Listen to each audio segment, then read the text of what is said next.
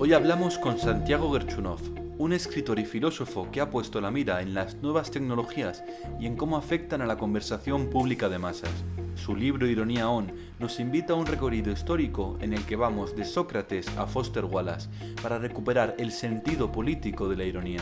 Sus ideas nos llevan a vivir en el posmodernismo y rechazar a los nuevos conservadores que luchan contra él.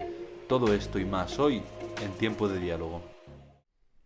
Bienvenidos a Tiempo de Diálogo. Muchas gracias por la acogida que le habéis dado a nuestras dos últimas entrevistas. Estamos muy agradecidos desde el equipo y yo mismo. Suscribiros si queréis ver más entrevistas, debates y vídeos como este. Hoy tenemos a Santiago Gerchunov. Bienvenido. Gracias, Alejandro. Gracias por invitarme. Bueno, en este programa nos gusta sacar un poco lo que no suele verse de nuestros invitados y te quería preguntar un poco cómo fue tu infancia.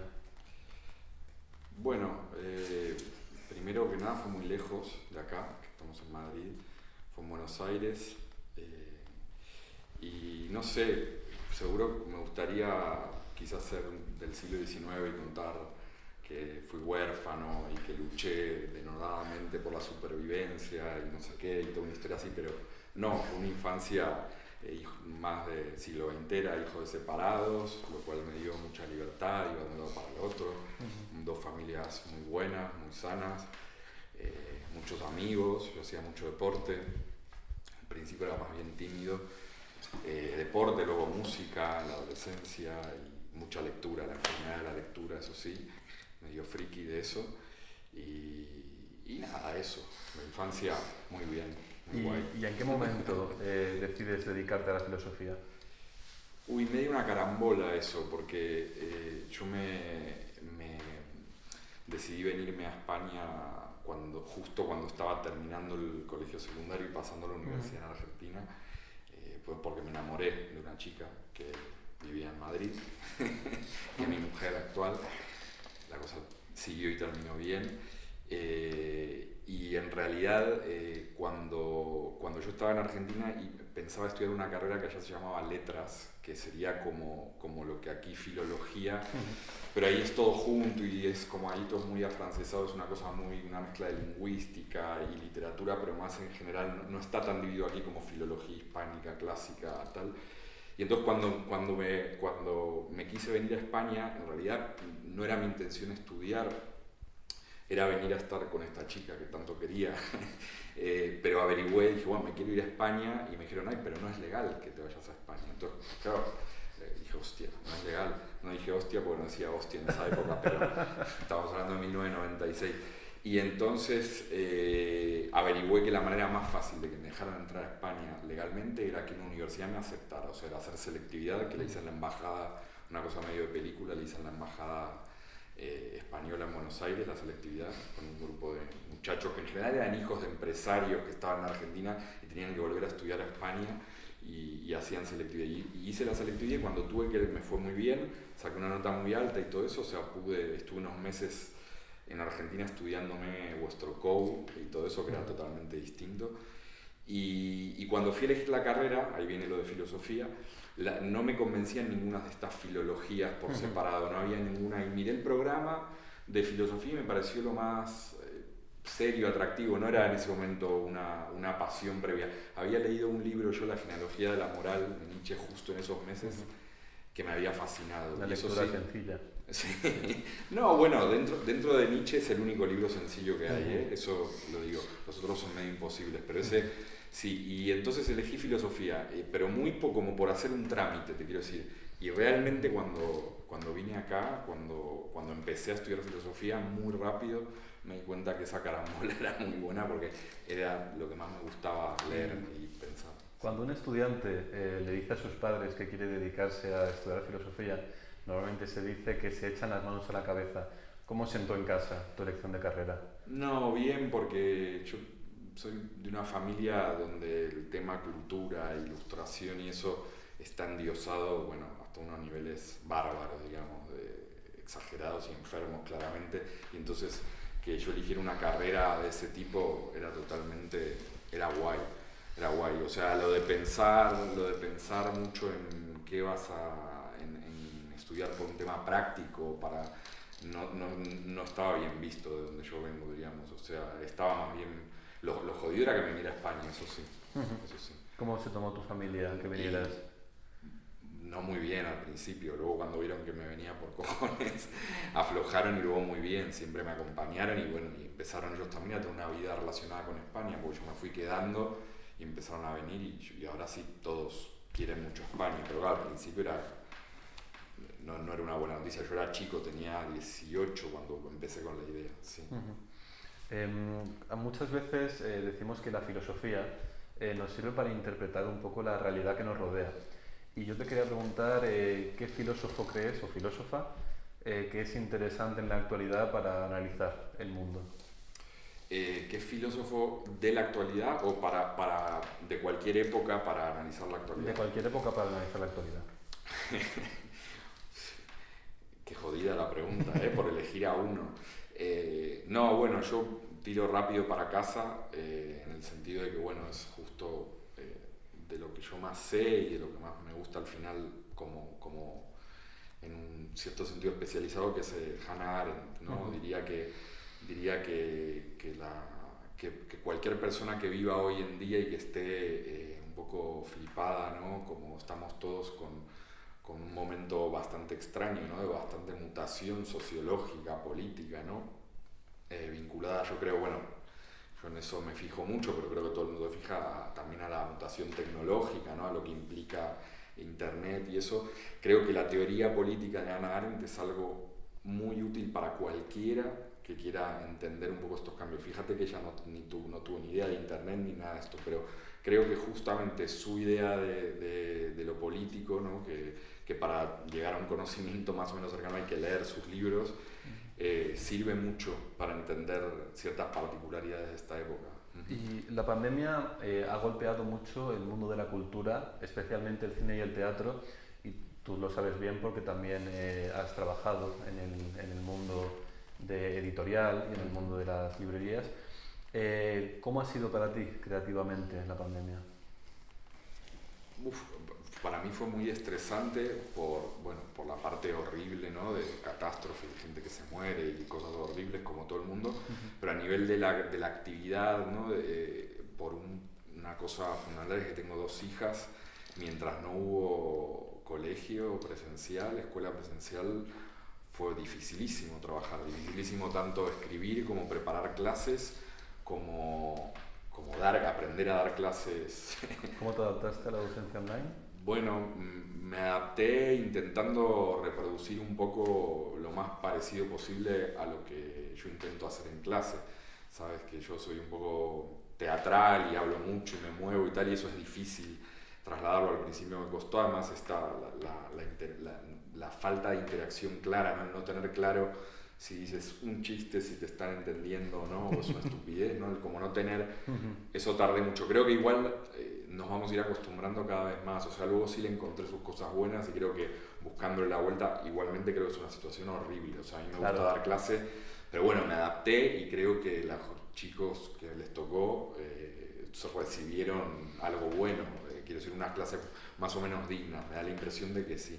Pero te digo, lo más complicado para mí, afecta a todo, a la tarea como editor, como profesor, como escritor, es para mí lo que fue la disrupción total es esto de el gran experimento, poner a familias, a estructuras sociales que están preparadas para existir con separaciones. Uno no está ni todo el día con su mujer, ni todo el día con sus hijos, ni los hijos están todo el día con uno, ni no, hay un montón de instancias mediadoras separadas que se vieron de pronto destruidas, y a mí eso me hizo que fuera la tarea del trabajo del día a día, que a mí me gusta mi trabajo, me lo paso bien, se convirtió en muy tortuosa, muy tortuosa. Nuestra última invitada, que fue una doctora de la primera línea del coronavirus, nos dejó una pregunta para ti sin saber para quién era. La pregunta es, ¿quién es la primera persona a la que quieres abrazar cuando acabe la pandemia? A mis padres, claramente, porque además están lejos y realmente no los vi y no los voy a ver hasta mis padres y mis hermanos, claramente. Sí. Es muy vulgar, pero es... a ver, no sé, mi mujer tiene a sus padres aquí y los hemos visto muy poco comparado con antes, pero algo los hemos visto. Pero pero mis padres están del otro lado del mundo y en los dos sitios está muy jodida la cosa con la pandemia, con lo cual tampoco sé cuándo va a ser realmente posible, o sea, eso sin ninguna duda. Sí. Y si no fuera por internet, sería mucho más mucho duro. peor. Sí. Y también te quería preguntar, ya entrando un poco más en materia, ¿cómo le explicarías a un niño, además tú que eres padre, el significado de la palabra posmodernismo? A un niño. A un niño, a un niño. A un niño. Hombre, le tendría que explicar sí o sí un poco, porque un niño también me va a preguntar qué es modernidad, ¿no? O sea, posmodernismo, posmodernidad se refiere, ¿no? Es una palabra compuesta que se refiere a una, y entonces lo primero que tendría que explicarles es qué es la modernidad. Y si así te lo tuviera que decir muy rápido, mira, me haces improvisar, esto es muy importante, pero diría que la humanidad hubo un momento que se volvió muy lista, de verdad, realmente, muy lista y muy sabia, pero tan sin medida en algún punto que hizo falta que viniera algo que salía de esa misma listeza o de esa misma inteligencia para moderar un poco el afán excesivo de la inteligencia. Has criticado sé que es una pregunta complicada. Es una pregunta complicada porque te lo pensé para un niño. Claro, ¿no? esa es la idea, claro. Sí. Has criticado mucho a ciertas personas que tratan de ampararse en el pasado y reaccionan contra este posmodernismo. Para ti, ¿cómo debemos relacionarnos con el posmodernismo? Bueno, primero que nada no debemos relacionar, ni debemos ni no debemos. Yo creo que es una condición nuestra, ¿no? La posmodernidad, lo cual también es discutible, ¿eh? O sea, quiero decir, a mí igual me resulta útil para entender algunas cosas pensarlo así, pero o quizás estoy reaccionando al nivel de violencia que hay contra... O sea, a mí no me interesa tanto la posmodernidad igual, pero sí me parece interesante y sí, interesante, muy llena de contenido, lo burda que es la crítica de hoy a la posmodernidad. Creo que lo que se entiende hoy por posmodernidad, muy burdamente, simplemente es relativismo, relativismo cultural, relativismo, ¿no? Una cosa muy nociva que estaría corroyendo, ¿no? O sea, gastando y destruyendo poco a poco los presuntos pilares de nuestra civilización, que es heredera de la modernidad. Siendo muy benévolo con los críticos, entiendo que es algo así. Y nada, yo creo que la verdadera modernidad, por decirlo de alguna manera, no tiene esa estructura teológica firme no le gustaría las palabras, no encaja con ella la palabra pilar, precisamente, que yo acabo de usar, ¿no? Ni nada tan monolítico y tan invariable. De hecho, los verdaderos pilares, ¿no? de nuestro modo de vida, ¿no? Por decirlo de alguna manera, como el sistema representativo, la democracia representativa, lejos de ser algo monolítico, duro y firme, tiene una historia de parche sobre parche, ajuste sobre ajuste, de algo que los hombres van teniendo que tratar con formas históricas que heredan y modificarlas en algunos momentos de manera violenta, en otros de una manera más lenta y astuta, pero es todo menos un bloque monolítico y fijo. ¿Y en esta crítica puede haber quizás una llamada o un acercamiento al autoritarismo? Yo creo que es una nostalgia, una melancolía de un orden más claro. Creo que tiene que ver todo este movimiento que se autodefine o que utiliza la posmodernidad como blanco para criticar, tiene que ver con no una nostalgia, porque nostalgia sería si de verdad hubiera habido un orden tan fijo, pero es con la fantasía de que en realidad hay un orden fijo y de que en realidad el sistema bajo el cual vivimos, la democracia liberal representativa, era perfecta, ¿no? O sea, una cosa es que la idea de separación de poderes sea esencial y sea una de las grandes obras de la humanidad, para mí lo es, y otra cosa es que no necesite ser continuamente ajustada y que esos ajustes tengan que ver con la evolución tecnológica, sociológica, económica, de todo cultural, y que nunca esté terminado de hacer y que sea un proceso en ese sentido orgánico, maleable. Y entonces las posiciones estas duras, monolíticas, que yo llamaría a veces teológicas, ¿no? toman algo que tiene estas características, que digo yo, flexibles, siempre corregibles y mejorables, como si fuera una especie de tablas de la ley. Y en ese sentido sí, es una añoranza autoritaria. Y tiene que ver con una usando a Arendt, ya que la nombré, tiene que ver con una cierta esencia del pensamiento político a lo largo de toda su historia, que es que a pesar de que está lidiando y está caminando hacia algo así como la democracia o la república o como queramos llamarlo, en realidad vive de cierta idealización de modelos totalmente autoritarios. El modelo gubernativo es el del padre de familia que gobierna en la casa, el modelo del artesano que controla la materia y que la maneja según medios y fines a su antojo de una manera calculada, con una forma en la que puede... Bueno, son modelos que han servido, metáforas que han servido a la política para ejercerse y que chocan contra el caos y la complejidad infinita de la democracia representativa en acto. También parecen querer volver al pasado los críticos con la ironía. ¿Por qué crees que produce tanto rechazo este recurso? Bueno, es parte de lo mismo que estaba contando antes, en realidad. La ironía exacerbada, ¿no? Que es la que molesta a lo que yo llamo los nuevos conservadores, que son un poco estos que estoy llamando teólogos, ¿no? Así lo llamo en el libro. Es parte de un montón de comportamientos, de presuntas enfermedades de la esfera pública actual, ¿no? Que yo lo que sostengo es que todas, la ironía es una y a ella le dediqué el librito pero hay otras, el emotivismo, la polarización, la mentira, ¿no? La fake news, todo este tipo son como enfermedades que se atribuyen a la esfera pública actual por estos nuevos conservadores y todas coinciden, esto es lo que yo intento mostrar, son características de lo político en todas las épocas. De lo político, yo cuando hablo de lo político no hablo de lo político a nivel gubernativo, por ejemplo, ¿no?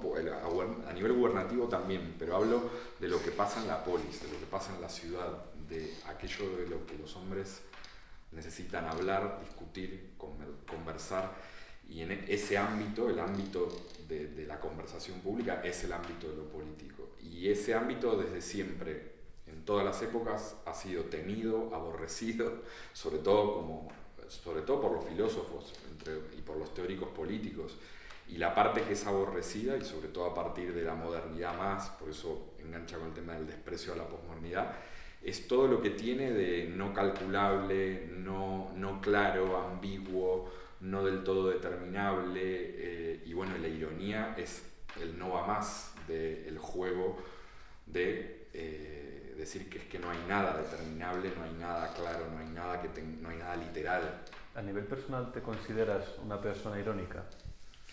A veces sí, a veces no. Sí, bastante, pero sí. Esta fue una respuesta irónica. Siendo filósofo, es verdad que tienes un seguimiento considerable en redes. Te quería preguntar, ¿cómo crees que haces tú para atraer a tanta gente? Me gusta porque, o sea, se presupone que los filósofos no deberían tener seguimiento en redes, o sea, que lo normal es que no lo tengan, no sé esa imagen. No sé, no creo que, digamos, mi personaje de Twitter o la persona que soy en Twitter sea especialmente filósofo, o sea, que tiene más que ver en todo caso con la mezcla de discursos que soy, ¿no? Que puedo hablar de un montón de cosas. No tengo idea de por qué, no tengo idea. No, hombre, a ver, hay cosas que tienen que ver con que he tenido algunos momentos de cierta exposición pública porque he sido columnista de un periódico, es decir, todas esas cosas importan. Pero luego sí, no sé, supongo que también una cosa que quizás en Twitter de otros lugares es más común, o no lo sé, sí, un poco descocada, ¿no? Una mezcla de mucha seriedad y mucha... Pero no sé, no es nada intencionado y tampoco creo que sea muy especial, creo que hay muchas cuentas así, me cuesta ver la particularidad de la mía, ¿no? ¿Y cómo ha afectado la aparición de las redes sociales a nuestra forma de relacionarnos políticamente? Bueno, con esto creo que hay que tener cuidado, obviamente, de no caer en el juego entre utopistas ingenuos, ¿no? Que fue como la primera hornada cuando apareció Internet y las redes sociales, y la época oscura en la que estamos ahora, que lo que está en boga es el pesimismo y una especie de cosa de reacción brutal, ¿no? Hoy en día lo mainstream es el documental de Netflix. Te iba a preguntar. Sí, que habla, no sé, que parece que la internet es heroína mal cortada directamente, ¿no? O sea, es como muy bestia. Antes hubo una época muy a lo contrario. A mí odio estar en el juego entre un extremo y otro. Nunca creí que las redes sociales iban a ser la panacea de nada, ni lo creo, ni tampoco que sean heroína mal cortada. Pero claro, sí creo, esto ya no sé si como filósofo, pero como teórico, viendo la realidad, sí creo que hay algo objetivo que reconocer, que aportan, ¿no? Como tecnología de la comunicación, que es que reparten la voz, reparten la posibilidad de tener voz a un montón de gente manipulada por el algoritmo, por supuesto, como siempre en toda esfera pública hay manipulaciones, es una pugna de poderes brutal, pero hay algo objetivo que no había, que es que el modo de socialización, la tecnología de la comunicación anterior por la que socializábamos era una totalmente pasiva, era la televisión, concordaba mucho con la jerarquía de la idea misma de representación política. Había unos que hablan, igual que en el Parlamento, digamos, y otros que miran, y luego sí tienen cierto poder de contestar, de consumir más o menos algunas cosas, pero no tenían voz. Eso es algo objetivo, o sea, y ahora sí todos tenemos la posibilidad de tener un público, algún público. Para algunos son 3, 4 amigos, para otros 10, para otros 10.000. Está totalmente manipulado el algoritmo, todo eso, pero el hecho es que en 1980 había un montón de personas que por más que quisieran, no podían tener un público, no podían, y hoy hay más, y eso cambia bastante el espacio político. Y sin embargo, desde muchos ámbitos surgen muchas voces catastrofistas que hablan de lo contrario que estás hablando tú, es decir, de que las redes alienan, de que las redes separan, individualizan. ¿Tú crees que esas voces están infundadas? No, creo, como decía, no creo que sean la panacea, y creo que se le pueden sacar un montón de punta y de cosas malas, buenas, horribles, no tengo ninguna duda, pero trato más de tener esta cosa un poco de veredicto, ¿no? de judicativo, de son buenas, son malas, de entender las cosas que sí modifican. Creo que efectivamente hay un panorama posible, no catastrófico, pero de mucha disrupción, en lo que te digo, que creo que realmente nuestro sistema político no está pensado, como bien decían los críticos del liberalismo, para tener cierto grado de neutralización de lo político, cierto grado de distancia entre los representantes y los representados para que funcione el invento de la representación.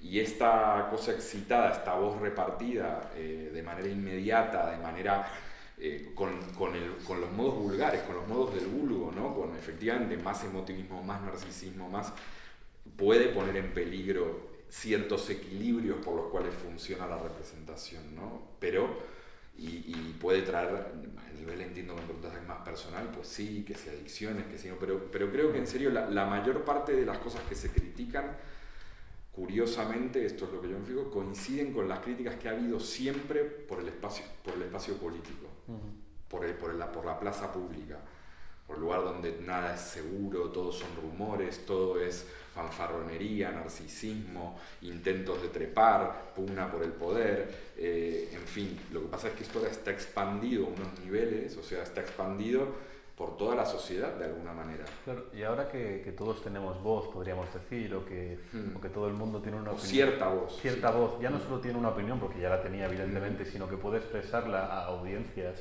de distintos tamaños. ¿Crees que en cierta medida los influencers o las personalidades en redes sociales se han convertido en las nuevas grandes corporaciones televisivas? No, para tanto no. Creo que sigue habiendo jerarquías y mediaciones y el poder económico tiene más poder, el que tiene más poder económico tiene más poder también en ese ámbito. O sea, no, en ese sentido te digo, no caigo tampoco en...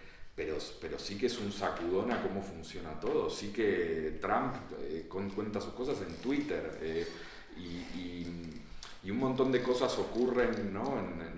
Twitter es lo de menos, ¿no? Quiero decir, a mí, por eso yo elegí un término muy abarcativo, que es de conversación pública de masas, que simplemente se refiere a todo el macizo, al conglomerado de multiplicación de las conversaciones en las que estamos todos metidos.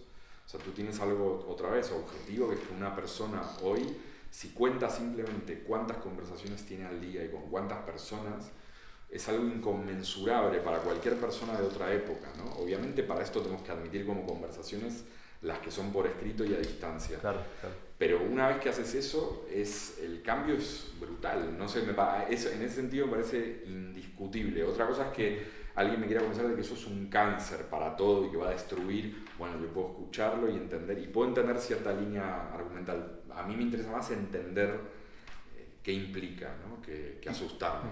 Y en parte no sería quizás, por cómo lo contabas, a mí me recordaba un poco a cuando hablamos de la democracia deliberativa, esta idea de que la democracia se genera a través de las conversaciones entre distintas personas, que cada persona tiene, un poco cuando hablamos de la racionalidad del voto y demás. En ese sentido podría llegar a ser incluso el sueño de todos aquellos que creen que a través de la conversación y del debate se generan... En ese sentido yo sí, totalmente. Dos cosas me parecen interesantes lo que preguntas. Una, por supuesto es así. Yo creo que en los textos fundantes sobre el uso de lo público, de la voz pública, en que es Ilustración de Kant, que es un texto fundante donde, digamos, llama, ¿no?, explícitamente al uso público de la razón como la esencia de la ilustración, ¿no?, o el objetivo y la esencia, que pareciera que estuviera prefigurada la conversación pública de masas en esa idea. Internet parece que estuviera prefigurado en ese ideal ilustrado. En ese sentido es lo que dices tú, o sea, que todos puedan publicar. O sea, Kant dice que para hacerse mayor de edad y para que una sociedad se considere ilustrada, todos tienen que poder hacer uso público de la razón. Cuando él escribía eso, era una élite mínima la que podía.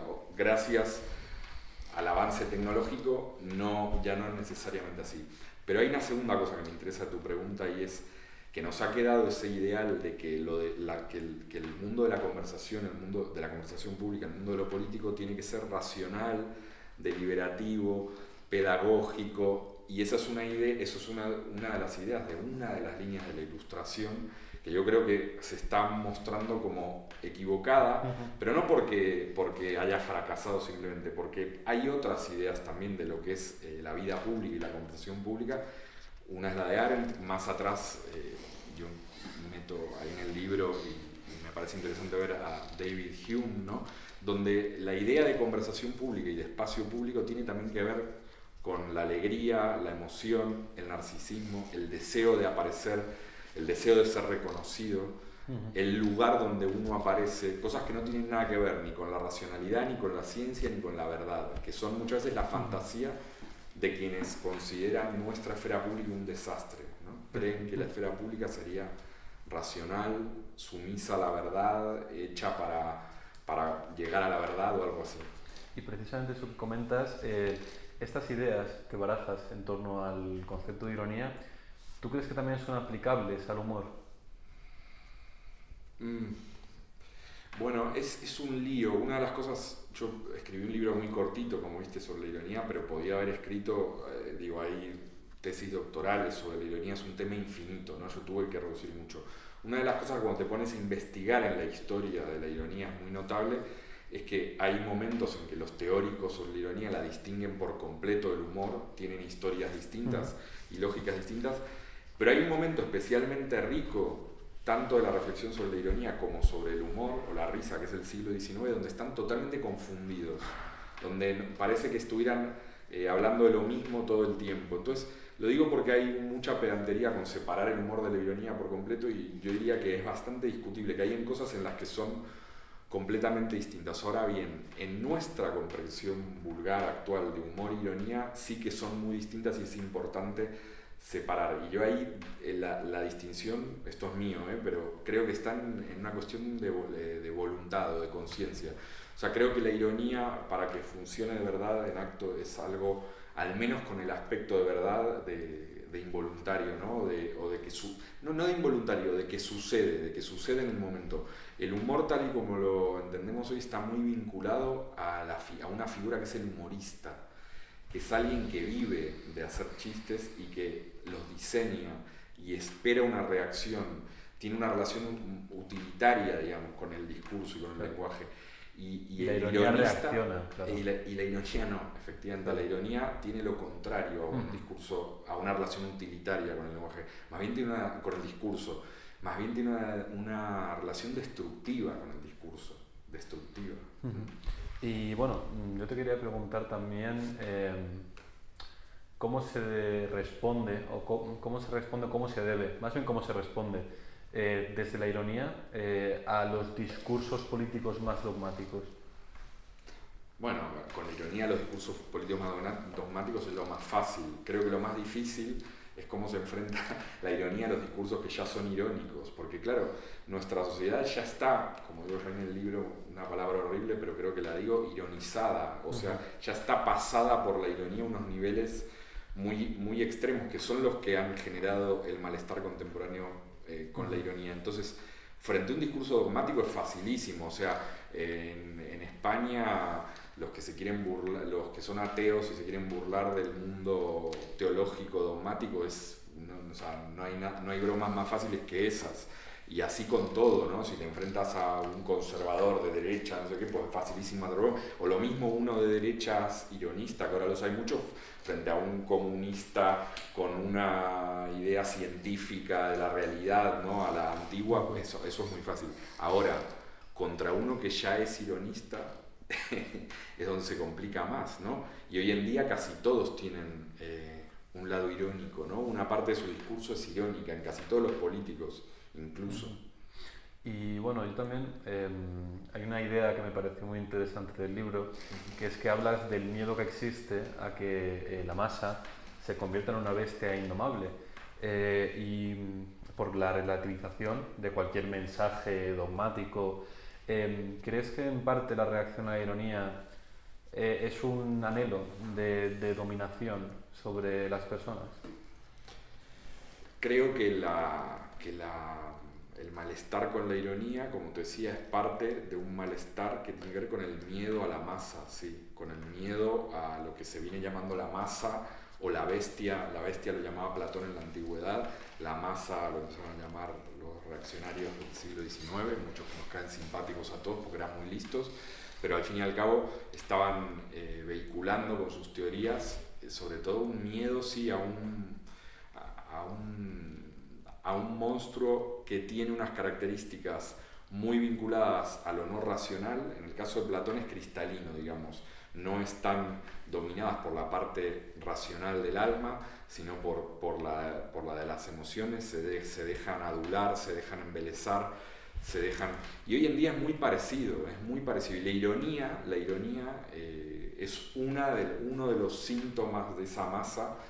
En el caso de la ironía tiene que ver con la crítica, sería, creo yo, la de los conservadores, por una especie de nihilismo, ¿no? Que ven como si de todo puedes ironizar, todo lo puedes relativizar, puedes no tomarte en serio nada, y eso es visto por estos conservadores como un gran peligro, ¿no? Y una de las características de las masas digitales hoy en día es esa. Curiosamente, otra es la contraria, ¿no? Es tomarse muy en los linchamientos, ¿no? Toda esta idea de tomarse al revés, muy en serio, de ser muy dogmática. Una de las cosas muy notables de las paranoias, de los miedos de los nuevos conservadores contra la conversación pública de masas, es que tienen al mismo tiempo miedos exactamente contradictorios. O sea, tú escuchas los discursos y casi seguido te dicen que el problema es lo influenciable que es la masa, lo fácil que es convencerla de cualquier cosa, y en otro momento te dicen que lo terrible es que no hay manera de educar a esos brutos. O sea, y te lo dicen todo al mismo tiempo. Claro, pero eso parece más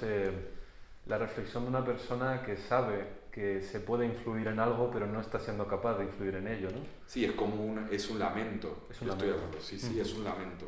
Bueno, tu visión de las redes sociales es, con muchos matices, positiva.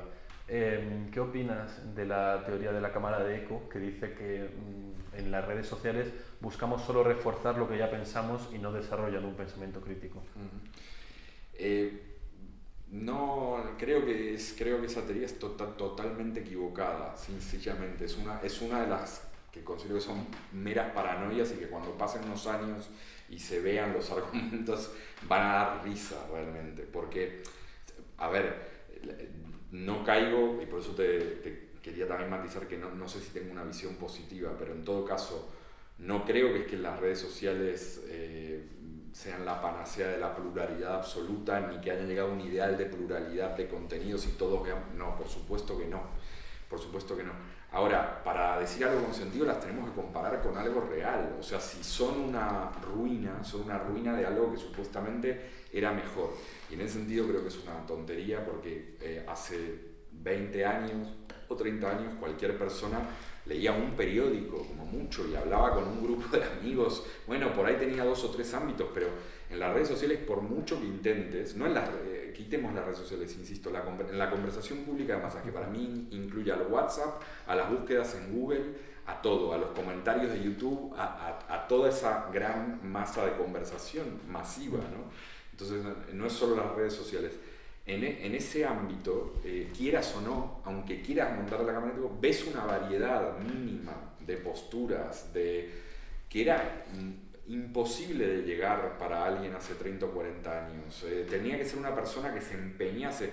Hoy si le preguntas a cualquiera, por mucha cámara de eco, le preguntas, ¿de dónde provienen los últimos 30 artículos que has leído? Vas a encontrar sí o sí, te lo digo así por decir, mínimo 10 o 15 cabeceras distintas entre blogs, y es muy raro que en todas ellas todas coincidan absolutamente en lo mismo. Quiero decir que por mucho que te montes la cámara de eco, que no digo que la gente no desee la cámara de eco o que la pluralidad que ve no le sirva al fin y al cabo, no digo que sirva para, pero desde luego si lo comparamos con algo real que es antes de que existe internet, ahí sí que había, y ahí sí que había cámara de eco, y si te vas un poco más para atrás, cada vez más cámara de eco hasta que llegas a que la gente era analfabeta y que entonces tenía que creer lo que alguien que leía les contaba. Entonces imagínate, eso sí que es una cámara, no una cámara de eco, eso es saber muy poco, ¿no? Saber muy poco de lo que pasa, de conocer muy pocas opiniones y visiones, y creo que eso sí sencillamente se ha ido agrandando cada vez más y todavía queda. Y si las redes, salvando las distancias, podrían ser un nuevo ágora, ¿eso no le da muchísimo poder a los dueños de esas redes sociales? Hombre, desde luego que tienen muchísimo poder las empresas que están metidas, ganan mucho dinero y efectivamente con el tema de los algoritmos y el comercio de datos y desde luego, ¿no? O sea, simplemente, lo digo de otra manera, que para mí más ya hay economía digital, sí es verdad, hay economía digital y por tanto hay todas las jerarquizaciones y problemas que en la economía política en general. Entonces sí, eso obviamente no va a desaparecer. Ahora no tengo la impresión de que dominen la conversación pública, de que nadie domine. Pienso que es una guerra la conversación pública de masas, de empresas, de partidos políticos, de personas, de asociaciones, de posturas, de equipos de fútbol, modelos, cantantes, es decir, de la fauna que compone nuestra esfera pública.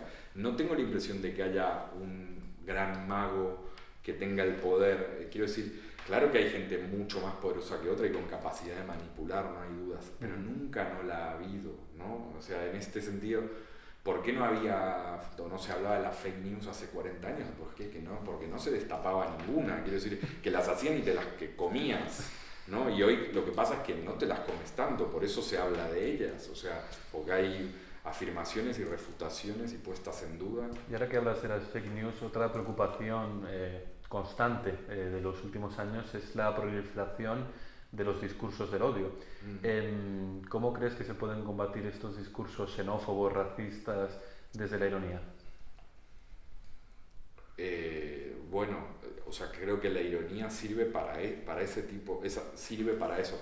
Decir la ironía sirve para, como explico en el libro, no se puede desde el punto de vista irónico. O sea, yo en este momento no estoy siendo ironista, estoy siendo teólogo de la ironía, ¿no? Diciendo como que la ironía es algo que está ahí, sirve para, pero bueno, hagamos ese juego y digo, justamente el lugar de la ironía es aparecer, brotar frente a cualquier intento de afirmación muy taxativa de nada, y por tanto todo este tipo de discursos hacen brotar a la ironía. No hay... creo que se puede medir que hay cierta libertad en una esfera pública en que de hecho surge la ironía. Eso quiere decir que cuando hay pretensiones de verdad muy firmes, el otro puede reaccionar libremente e ironizar sobre eso. Entonces, la ironía sería la libertad de reaccionar, la libertad de reacción. Es un síntoma de la libertad, yo creo, o sea, es un efecto de que hay al menos un grado de esa libertad, ¿no? Creo que justamente, fíjate, frente al miedo a la fake news y a todo esto, y el miedo en general a la conversación pública de masas, las medidas gubernativas o ¿no? de poder público que parecen surgir siempre tienen que ver con algo de control, ¿no? y de censura, ¿no? de algún tipo de control de agencia de la verdad que dijera qué es verdad y qué no y dejara publicar unas cosas sí y otras no. En ese sentido,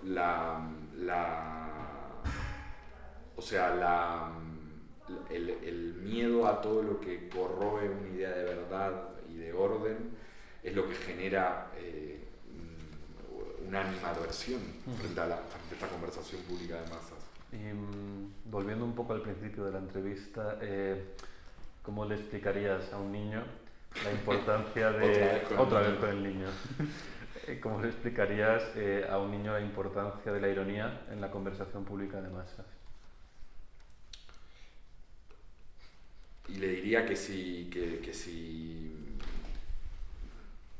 cuando el que habla se pone muy serio y se cree que tiene la razón de una manera